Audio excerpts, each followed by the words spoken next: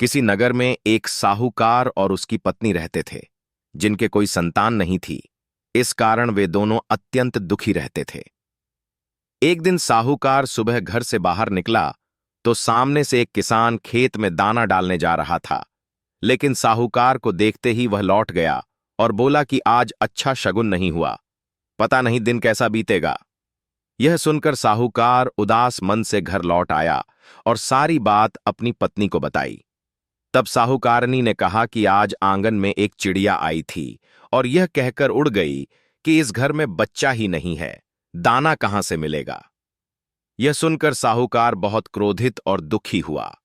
उसी दिन से दोनों ने सूर्य भगवान की आराधना आरंभ कर दी और ऐसे ही 12 वर्ष बीत गए। एक दिन सूर्य देव उनके सामने प्रकट हुए और उनकी भक्ति से प्रसन्न होकर उन्हें सर्वगुण संपन्न कन्या का वरदान देकर अंतर्ध्यान हो गए। सूर्यदेव के आशीर्वाद से साहूकार के घर एक सुंदर कन्या ने जन्म लिया। जब वह कन्या सुबह उठती तो उसके मुख से हीरे मोती झड़ते थे। यह देखकर साहूकारनी अत्यंत प्रसन्न हुई, लेकिन उसने यह रहस्य किसी को भी नहीं बताया, यहां तक कि साहूकार को भी नहीं।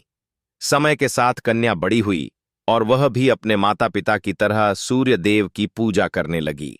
साहूकार उसके विवाह के लिए वर ढूंढने लगा। तब साहूकारनी ने नियम रखा कि वह दिन की शुरुआत बेटी का मुख देखकर ही करती है, इसलिए वह बेटी का विवाह ऐसे युवक से करेगी जो घर जंगवाई बनकर उनके साथ रहे। साहूकार ने एक गरीब परिवार के युवक से अपनी बेटी का विवाह कर दिया और यह नियम उसे भी बता दिया। साहूकारनी प्रतिदिन बेटी को जगाने जाती थी, लेकिन यह बात धीरे धीरे युवक को बुरी लगने लगी। हालांकि लड़की इसे अपनी मां का प्रेम बताकर समझाती रही। एक दिन साहूकारनी बेटी को जगाने नहीं जा सकी। तब युवक ने अपनी पत्नी के मुख से गिरते हीरे मोती देख लिए और सारा रहस्य समझ गया।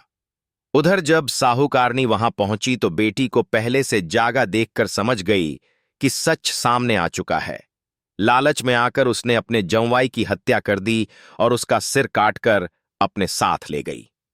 यह देखकर सूर्यदेव को क्रोध आया और उन्होंने ब्राह्मण का रूप धारण कर साहूकारनी से जंवाई का सिर मांगा, यह कहते हुए कि अन्यथा वह उसका अपराध सबको बता देंगे। सिर लेकर सूर्यदेव ने उसे धड़ से जोड़कर अमृत का छींटा दिया और वह युवक जीवित हो गया। उधर कन्या ने रविवार का व्रत रखा हुआ था और कथा सुनकर पति की प्रतीक्षा कर रही थी। देर से आने पर पति ने सारी घटना बता दी। तब वह बोली कि अब वे यहां नहीं रहेंगे और अपने घर चलेंगे। साहूकारनी को अपने किए पर बहुत पछतावा हुआ, लेकिन बेटी ने उसकी एक न मानी और यह कहकर पति के साथ ससुराल चली गई कि यही उसकी सजा है। जाते ही उसके घर में सुख समृद्धि फैल गई। जय सूर्यदेव।